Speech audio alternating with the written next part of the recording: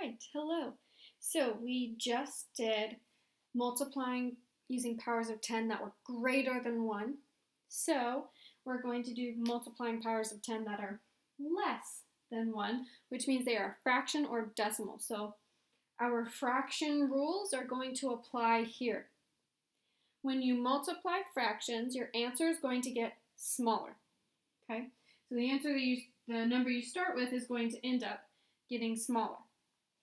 So I'm going to show you the trick to multiply with the decimal in order to get your total. And then the fraction equation is pretty straightforward, but I'm going to walk you through it. And again, your chart is a lot bigger than both of these because I'm not going to do all of them for you, but I just want to do some examples. So to do 10 stamps, it says in the problem 10 stamps cost 1 cent, which is that 0.01. Okay, it's 1/100th, which is why that fraction there says 1 over 100. Okay, so what we're going to do is we're going to take the original number from the equation, which is our 10 stamps, and we're going to multiply that by 0.01, which is 1 cent or 1/100th. Okay, and your trick here, because like I said, when you're multiplying using decimals or fractions, your answer is getting smaller.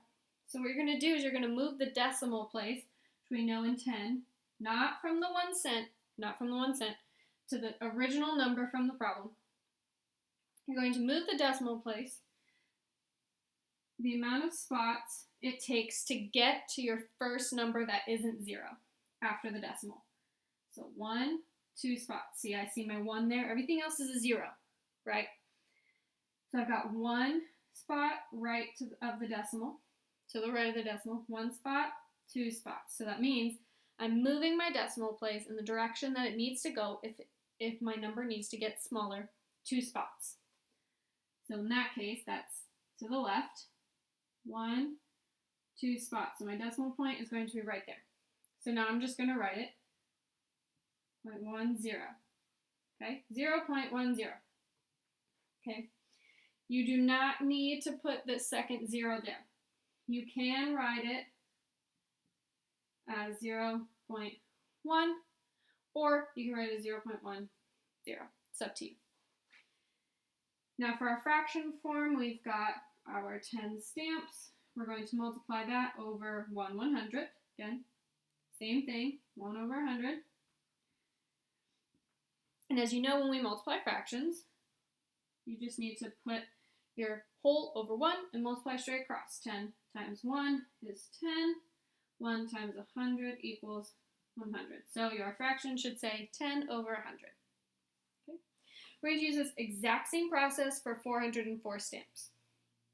You have to move the decimal place because this one is where it's really going to matter. So we've got 404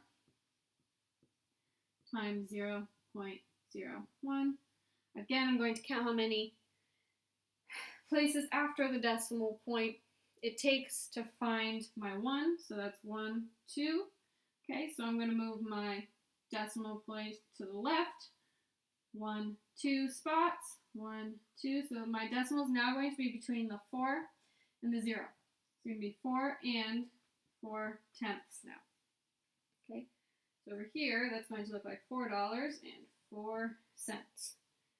To write the fraction, again, you're going to do 404 times 1 over 100 because that is 1 cent or 1/100th in fraction form. And again, you're going to do the same thing. Put your whole over 1. 404 times 1 is 404.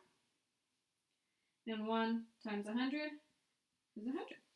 That helps you with the first one. We're going to use the exact same rules for this bottom one, except for you will notice instead of it being 0.01, 1/100th, it's going to actually be 1/10. So you're going to count how many spots it takes for you to get to that 1. And in this case, it only takes 1 spot. Do not count that 0. Remember, we're not counting zeros, we're only counting the 1. Okay, so there's only 1 spot over. Okay, again, 1 spot over. Everyone got it? Yes? This can also be written as 0.10. Still same thing. we are not counting that 0. So you're just counting this spot. You're only going to move your decimal place once to the left because the 1 is in the very first spot after the decimal. Okay?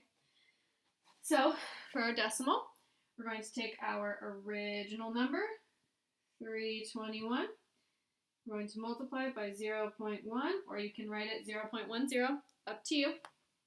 This helps me remember I need to stop here for this 1 decimal point to the right, okay? When you can't see a decimal, it's always at the end. I need to move it 1 spot to the left, which places it between the 2 and the 1. So that should give me 3.2, oops, sorry. I said between the 2 and the 1. Oops, marvelous mistake. 32.1. And again, you can write a 0 at the end, up to you. For our fraction form, in this case, there's a 1 in the 10th spot, so our fraction we're multiplying with is 1/10. So we're going to take our 321, multiply it by 1/10. And again, you're going to put your whole number over 1 to make it a fraction. Multiply straight across. 321 times 1 is 321. 1 times 10 is 10. And you take your answer from here and write it in dollars. So $32.10.